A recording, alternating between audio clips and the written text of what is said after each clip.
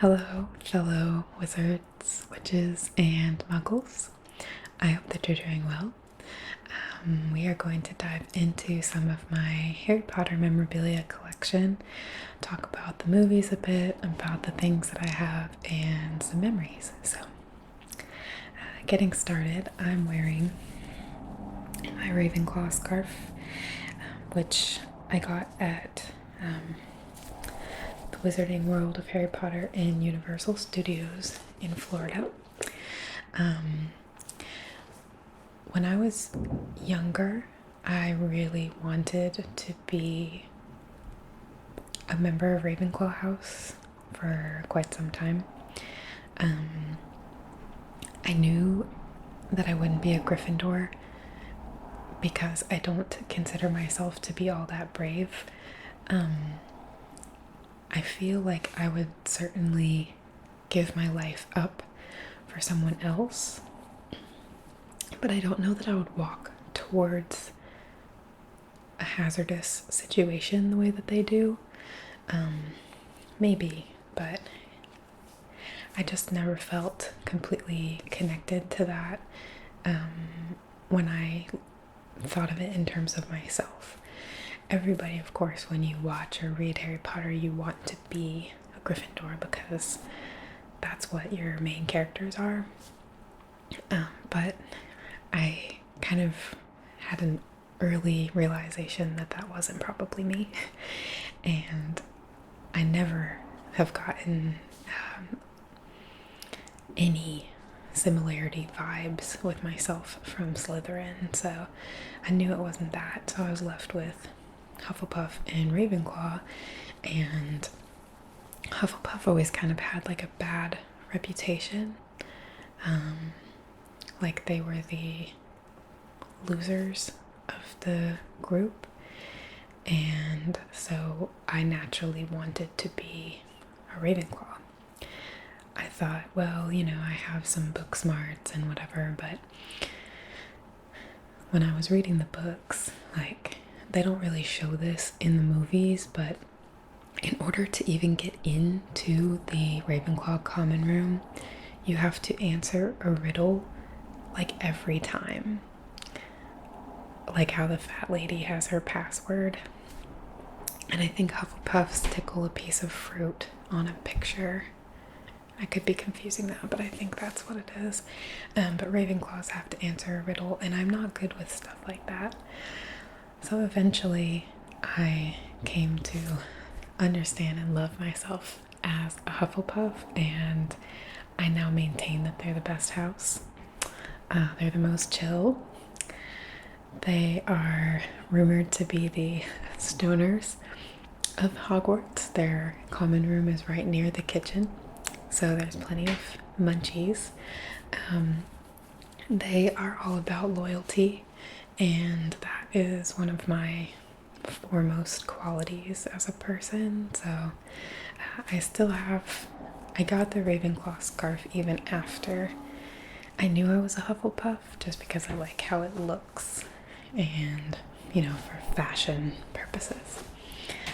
So that's my long house story background, and if you know your house or what house you'd like to be in, definitely tell me, because I'm super interested. There's pretty much nothing Harry Potter related that you could tell me that I wouldn't be interested in.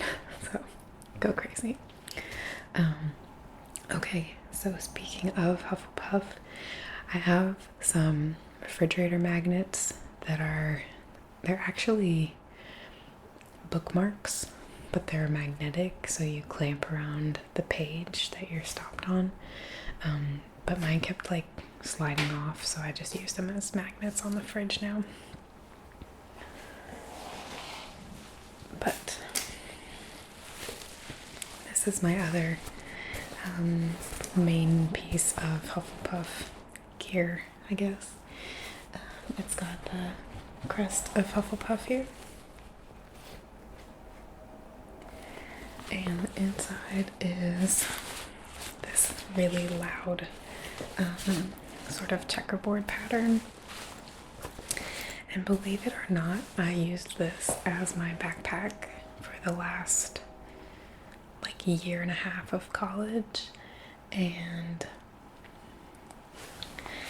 it was very difficult for me to wear this, not because of the Hufflepuff stuff, but because it's so bright, and I thought that it made me stick out like a sore thumb to have like a neon yellow mac and cheese backpack. So I was really self-conscious at first, but I needed a backpack, and someone actually bought this for me.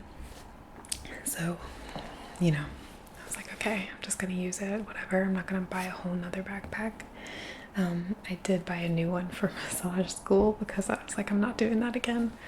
But yeah, this thing really served me well. Unfortunately, the zippers are a little messed up now. It's kind of broken, but it still works, but you have to jimmy it a little bit. So this is my Pride and Joy Hufflepuff backpack.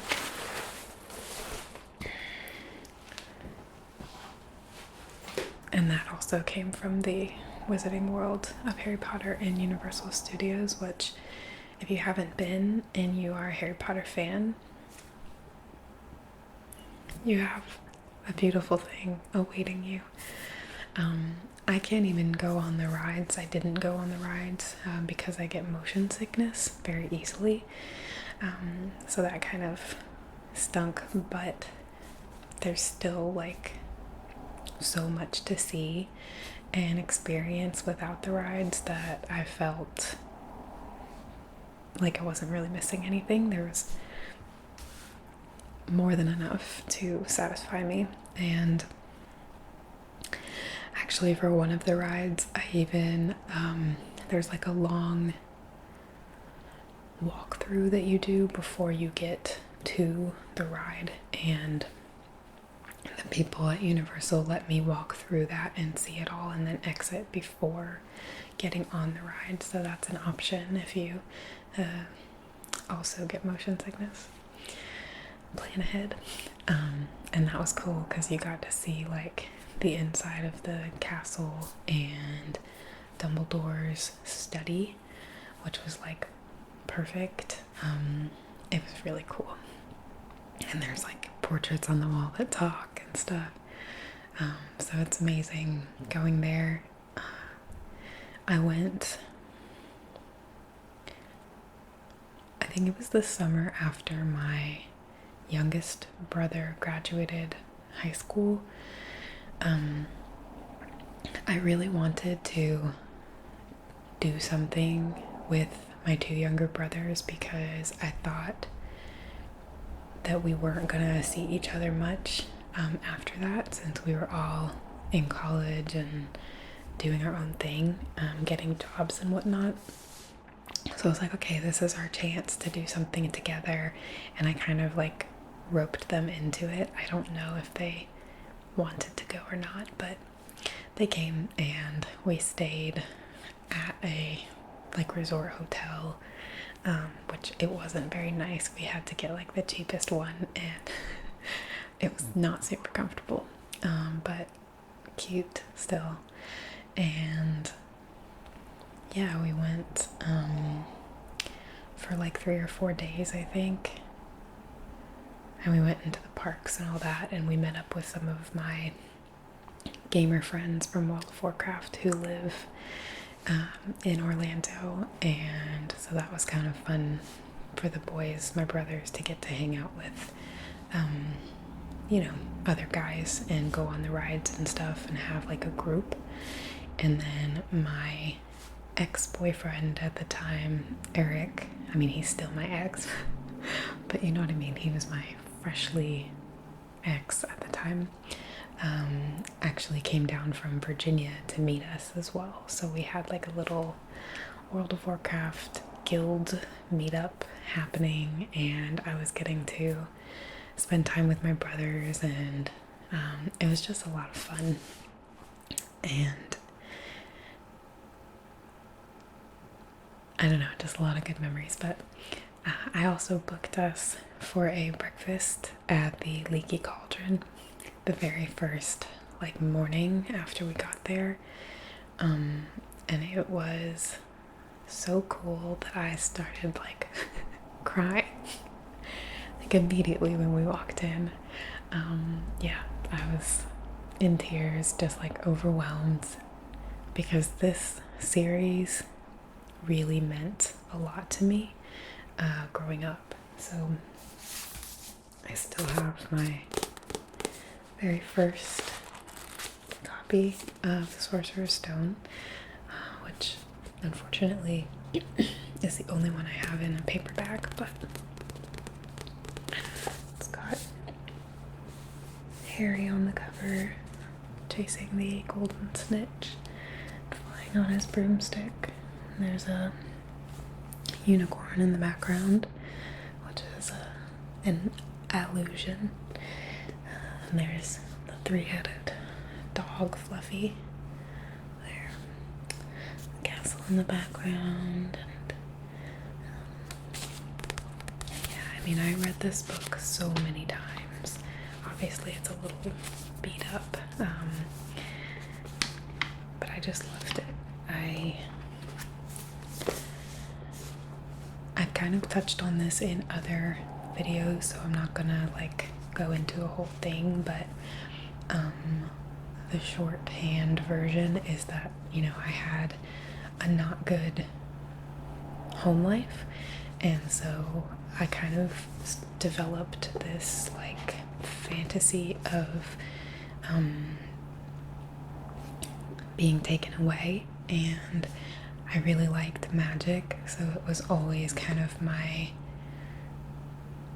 belief that I was different than the people I was around, and that I was going to be taken away, something like this. And then when I read the book, it was like, yeah, like this is me, this is where I belong.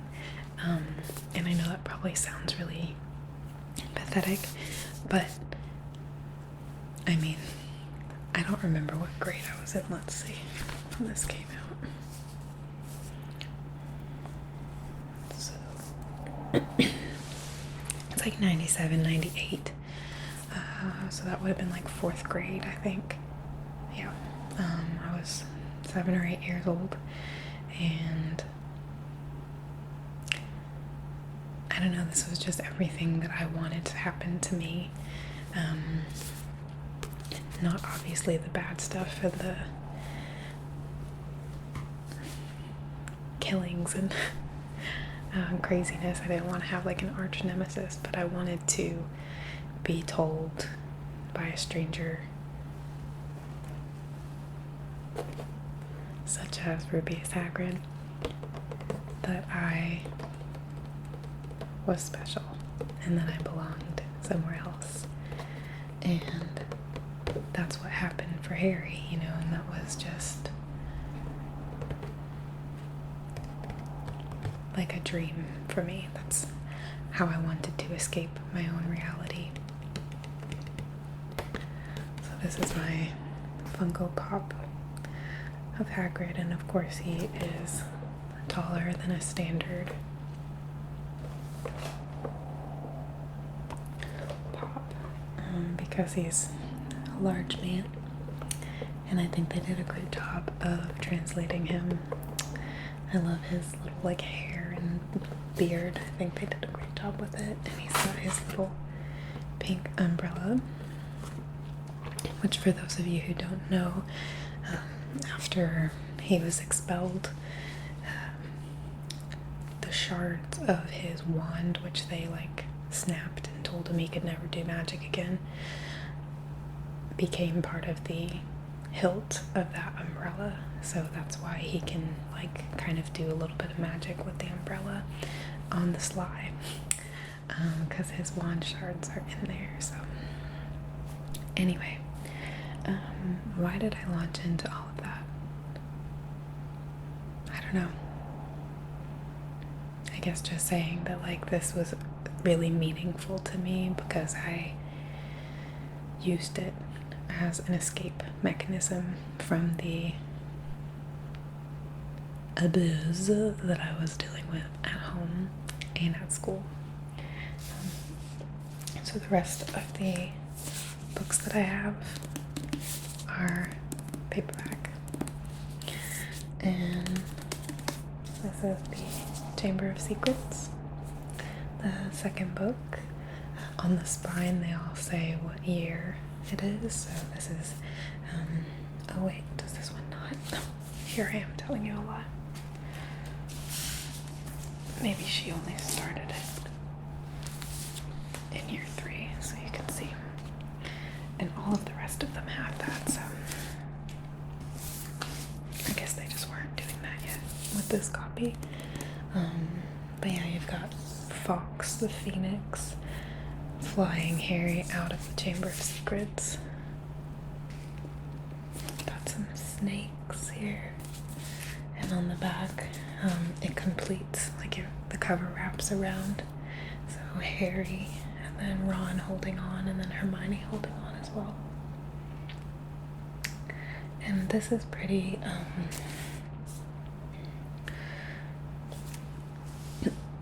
I don't remember how I pictured these characters when I was reading them before the movies came out.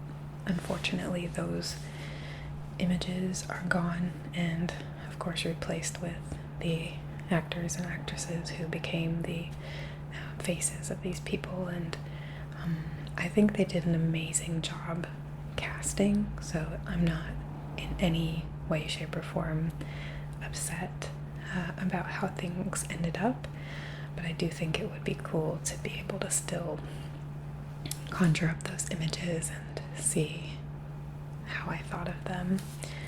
I don't think though that they were similar to the way that they're illustrated on these covers. Of course, like the major details are the same, their hair color, type, all that kind of stuff, but their facial features and things like that I definitely imagined differently.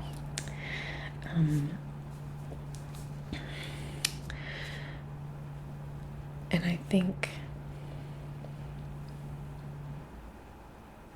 I don't know, I was gonna say that maybe that was the book that scared me the most, but I really don't think that's true.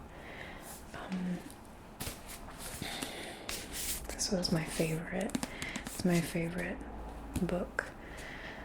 It would be my favorite movie, but it's actually my least favorite movie because they didn't do enough justice to the book, in my opinion, and everything changed, and we got crazy Dumbledore, and the Hogwarts grounds changed noticeably, and that kind of bothered me, but I've come to embrace it. This was definitely easily my favorite book because I really fell in love with the character of Sirius Black. Sirius was like that moment that I was waiting for Harry. I'm definitely like a happy endings advocate. I don't like when things go wrong. I like things to resolve in a positive way, and this gave me hope that that was going to happen for Harry and that he wouldn't be stuck with the Dursleys anymore. And I really wanted that for him, so I think that's why I latched on to Sirius. He became like my own hope of like living with someone else, or having a sort of savior, I guess.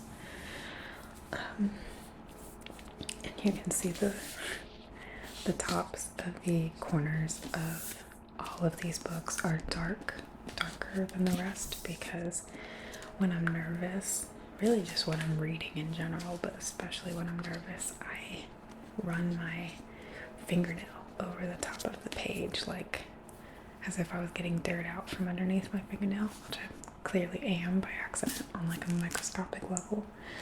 But you can tell how nervous I was during different parts of the books because of how banged up the pages are. Yeah, so I don't know if that's gross or funny, but I think it's kind of funny because I I read these books repeatedly, like until the next one came out. I would just read whatever was available over and over again. I've probably read these books like hundreds of times, literally. And I have a wand.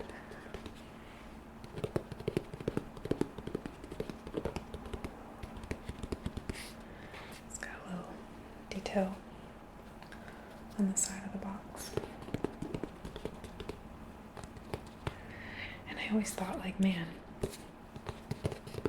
why didn't they make this look cooler? But this is very similar to how you would see something on the shelf at Ollivanders. It's kind of an old, nondescript box. So this was given to me for Christmas, I believe, one year.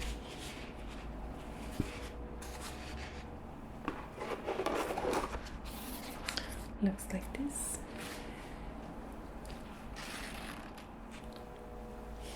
And it is a replica of Sirius Black's wand. So, I mean, come on now. This was just a shining moment in my life to receive this. Just really cool and exciting. It's very ornate and interesting. And I really love the fact that everyone's wand is like different and a reflection of who they are. I think that's really cool. Especially since there's so much emphasis placed on like your house at school. You kind of become a part of like a family, and then you're doing things for your house, not as much for yourself.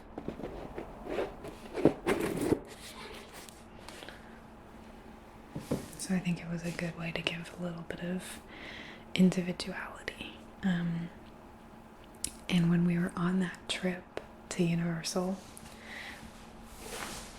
we went into Ollivanders, and there's like a little tour, like you're guided through it. It's not just like a shop you walk into like most of the other ones are.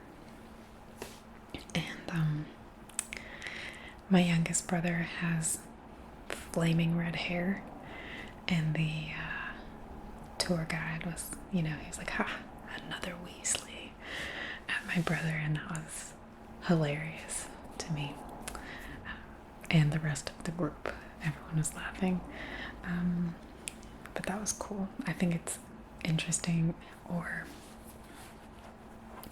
smart and cute that they do stuff like that in the park, and that they really carry on the like Harry Potter themes in every way. It seems like the people who work there know what they're doing, like they've watched the movies or read the books, or they're a fan of it, so they have cute little stuff like that they do. That was funny. So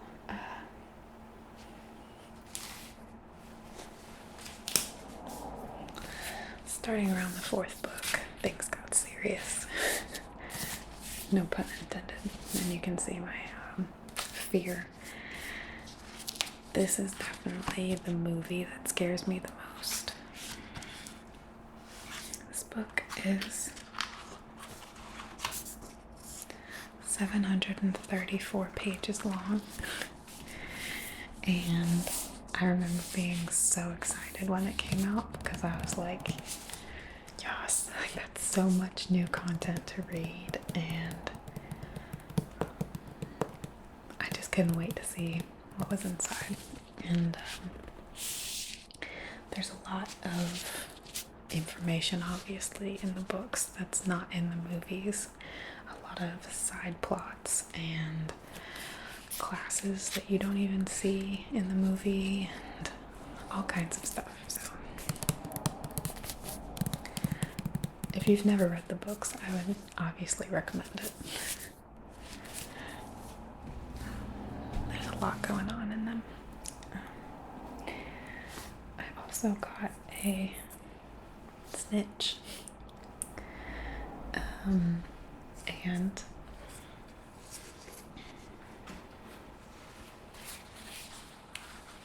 goggles to go along with my Quidditch playing. These are too stretched out here, but they're padded on the inside. And they have a little golden snitch decal on the side. And just plastic to keep the wind and everything out of my eyes. I thought these were kind of cool and funny, and I've actually had these. I've had these for much longer than when I went to Universal. These were another, I think, Christmas present at some point, along with the snitch. So these guys have been with me for a long time. Another thing that I just couldn't resist when I saw it in Universal Studios was that they had Hogwarts parchment paper, ink,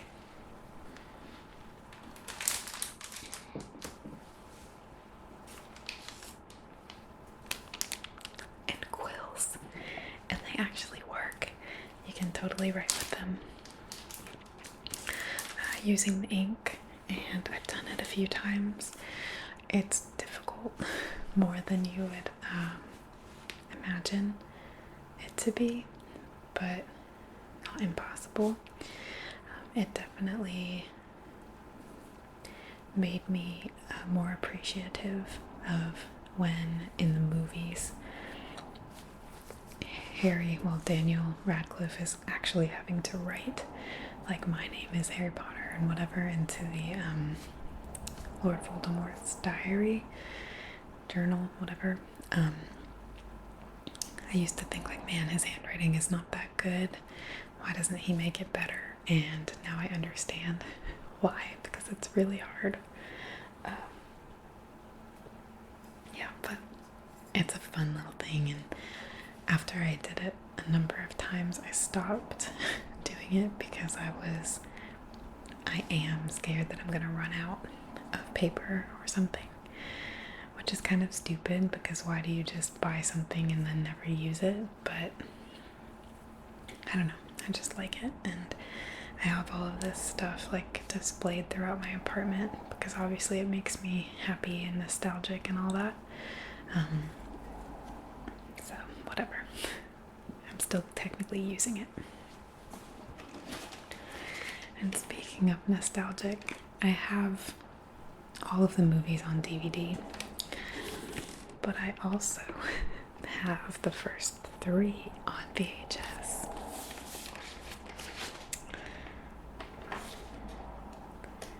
And these are kind of cool because they have the actual cast on them. And you see Harry's smoldering Luke on the side. There you go. Super smoldering. So this one's, self-explanatory. There's the OG Dumbledore, who was the best Dumbledore.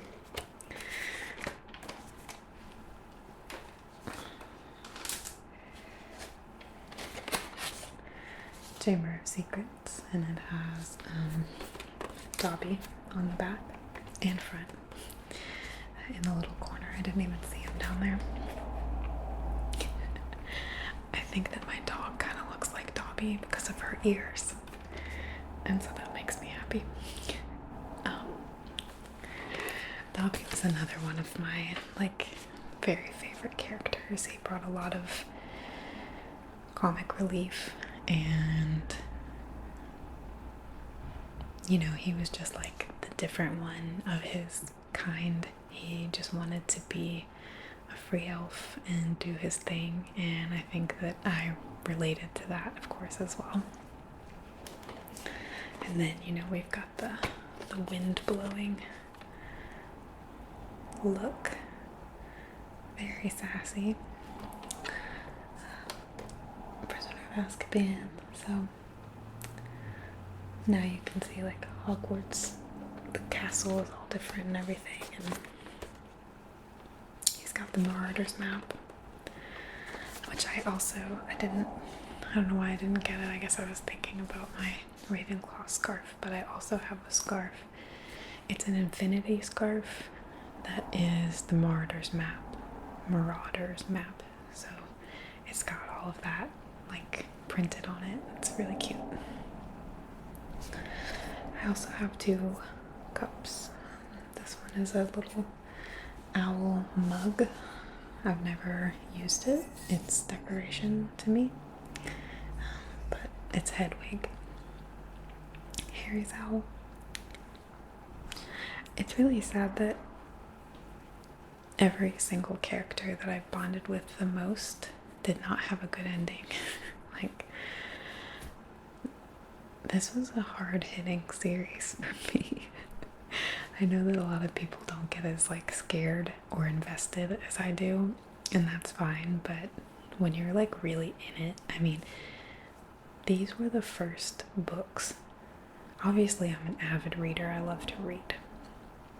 But these were the first books that I ever read that made me laugh out loud, cry, and be so scared that I couldn't turn the light off before I went to bed. Like, I felt so many emotions just from reading these stories. They were so engulfing, and like just the immersion factor, I guess, was really high for me. So it really does suck when you're reading a book and something bad happens to someone that you've like emotionally bonded with. I think I might have mentioned this as well, but the hardest that I've ever cried reading a book was a World of Warcraft book, and something tragic happened to my favorite character of that book, and I was not okay for like a whole weekend, and I was in my 20s at this point.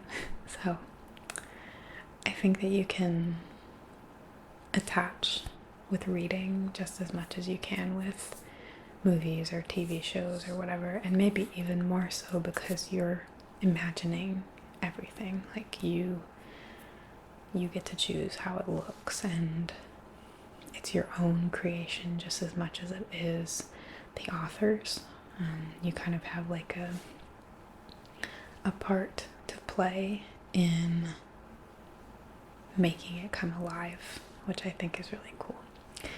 And actually, one of you introduced me to this concept, but I didn't know previously that some people can't imagine things, and I can't imagine that. I have such an active imagination, and I picture things a lot, so I just really can't imagine that, not having that. I don't know if that's considered a paradox or what, but I don't know what you do in that case, but I have learned to be thankful of my ability to bring stuff to life, and I think that's part of why I keep reading, is just because I love it. I think it's really cool. I don't know. And of course, just for the great stories. Speaking of, this is the Hogwarts Library collection. So J.K. Rowling also created 3 of the books which are in Harry Potter. this make sense? So, The Tales of Beetle the Bard, this one. It's notes by Albus Dumbledore. So in the books, they have this book, Fantastic Beasts and Where to Find Them, is a book that they study in their Magical Creatures Care for Magical Creatures class. And that's written by Newt Scamander. And then, of course, they made a whole nother movie based on that. I think they're going to make more, but I don't know. Yeah. So, and the last one is Quidditch Through the Ages by Kenilworthy Wisp. They're very pretty books. I love the packaging and everything. This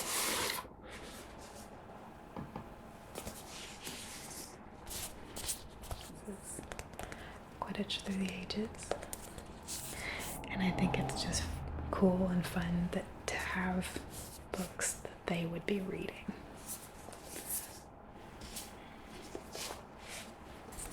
Fantastic Beasts.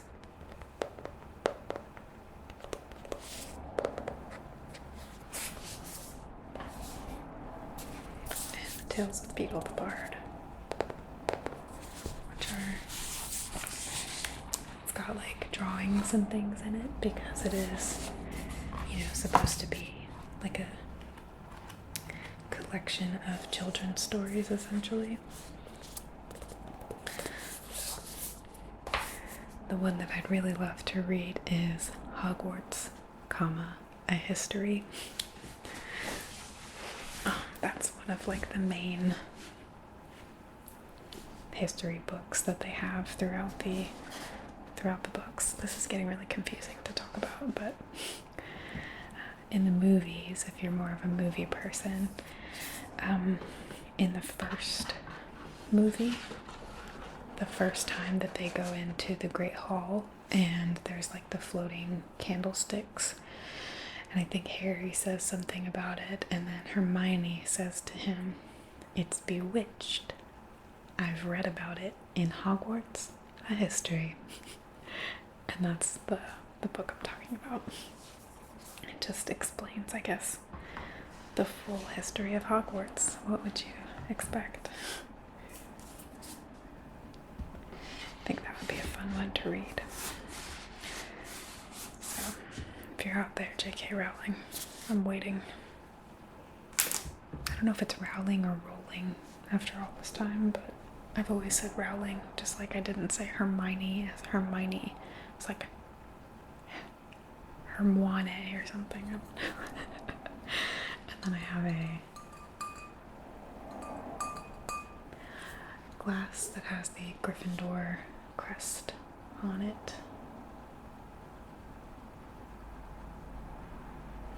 And again, I've never actually used it. It's just a piece of art in my house, essentially.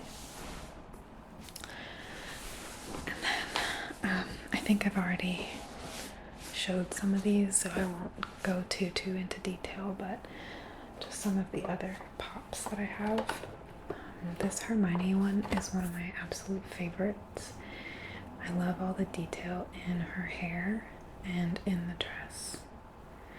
And some of you may have seen on Instagram months ago, I made this like frantic story about finding my other earring.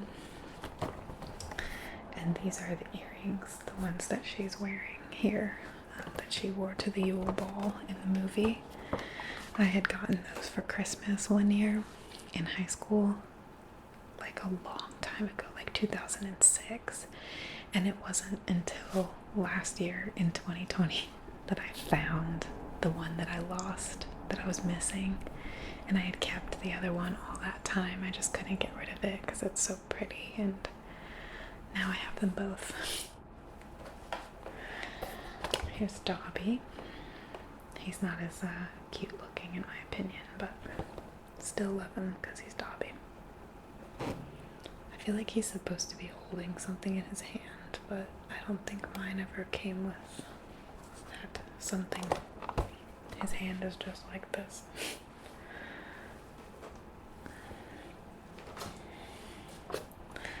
This is another cool one. It's nearly headless Nick, and he's a ghost, so he's this cool icy blue color.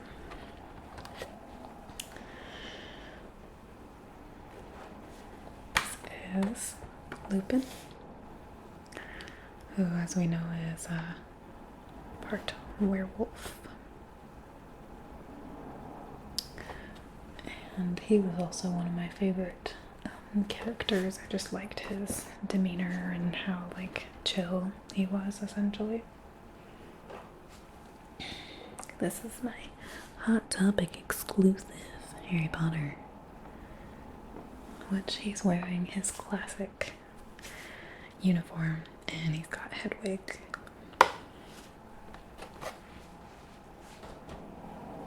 But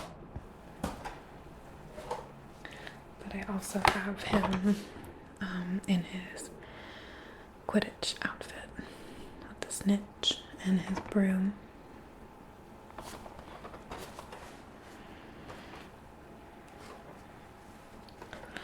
Mad-Eye Moody, of course. Or Extraordinaire. I love his little cane that he has. And last but not least, OG Dumbledore. Looking like a boss with his hat. Peering at you over the glasses. So,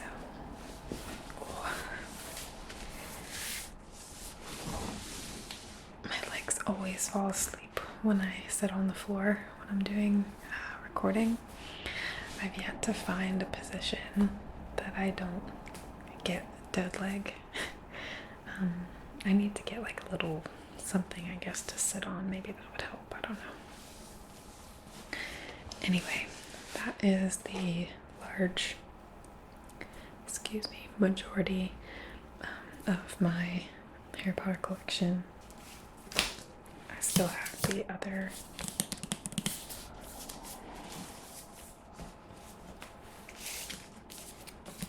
books.